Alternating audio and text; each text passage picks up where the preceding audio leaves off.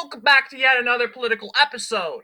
We have breaking news today. We have Betty Cooper Hearnes, the First Lady of Missouri, not the current one, but the former First Lady, has passed away.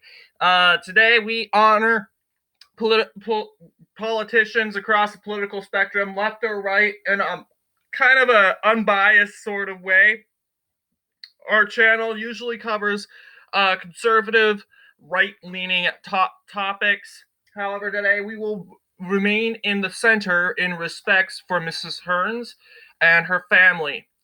Anyway, let's get this video started. Now, Hearnes isn't really much of a politician. However, she was respectfully known as the First Lady of Missouri. And she died at the age of 96. So taking a look here, you're going to see Betty Cooper Hearnes, a Democrat, was born in Brinkley, Arkansas in the year of 1927, a pretty long time ago, as you know. And while she was the First Lady of Missouri, from 1965 to 1973. She remains as the spouse of Governor Warren Eastman Hearnes. He is the 46th governor of Missouri. So, yes, 46th governor when it comes to that.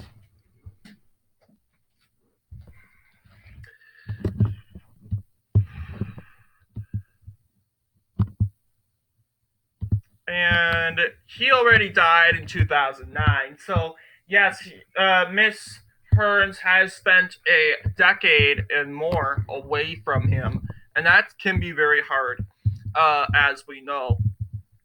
But yes. Yes. But we'll be honoring Betty Hearnes, who ultimately... What we are going to qualify. We normally wouldn't be doing first ladies. However, what we are going to be making an exception for Betty Cooper Hearnes, mainly because she ran a governor's campaign in 1988. And if she hadn't been the Democratic nominee, she would not have been on this list. So let's take a look at that election. There's not much to know about Miss Hearnes. She is, I believe she was a part of the Missouri chairwoman of the Democratic Party. That's what they were saying. The Democratic Party in Missouri. Yes, she was a part of the Missouri House of Representatives from the 160th District. But that election of 1988 saw Republican John Ashcroft win pretty much re-election in the 1988 election by a landslide of 64%. That said, Hearnes was incompetent in winning some counties.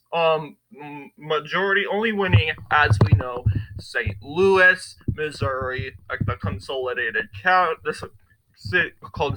city, and then these two counties. You'll see these two counties at the time of the 80s were Democrat strongholds. Today, they are reliably Republican. Well, somewhat for the most. They both voted for Trump twice.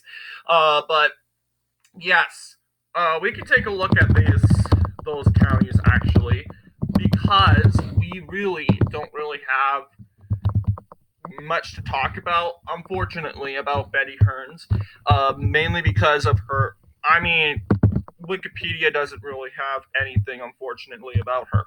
But yes, the one county is Pemiscot County. That county, as you can see, I would say is more competitive. Yes, it's been voting Democratic, as far as I know, from 1960 all the way to 2012. Voted for Trump for the very first time by over a landslide of 60%. It's kind of crazy. What a huge flip. Like 4 years ago, this county was trending leftward towards Barack Obama, 58%. And then suddenly 4 years later, votes for Donald Trump by over 60%. And as we know, in 2020, this county is now voting for Trump 71%. This is a reliably Republican county. But think, probably 100 years ago, it wasn't that way. So that's Prescott County, and I think it's Mississippi County, but we can check. Yeah, that's Mississippi County. Mississippi County, as we know, it's named Mississippi County because it's along the Mississippi River. Yes, she won Mississippi County by an actually good margin. You'll see. Yes, she won Mississippi County by around 60%. Hearnes County by not Hearnes County, but this one Penobscot, I believe, County by just a little bit. Of course, St. Louis. We already know St. Louis, so we don't really need to talk about it. But there is Mississippi County. Mississippi County has been a reliably Democrat stronghold. However, it flipped to the right in 2004 and trended right from forward from there. So yeah, I mean, we have a long Democrat voting streak. Probably voted Republican for the first time in 1972, unless they voted for Lincoln. Possibility in 1864. Very possible. Very first one. So yes, this county, and then of course 1976 to 2000, a Democrat trending there. And now today, 2020, it's like 74% Republican. So once again, I'd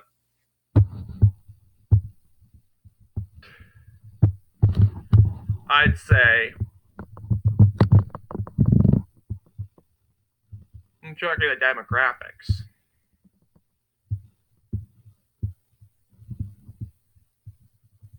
Yes, seems like your average rural county. So yeah, I mean, there's nothing much I can talk about with Betty Hearnes. Sadly, we will acknowledge that she is the second woman to have passed away in 2023, unless you count the Lieutenant Governor of New Jersey, who passed away from leukemia or something like that. You can count her. We couldn't count her. We could have counted her, but I think she died before we could get to her, sadly. But what do you guys think? Anyway, thank you all for watching, and I will see you all in the next political episode.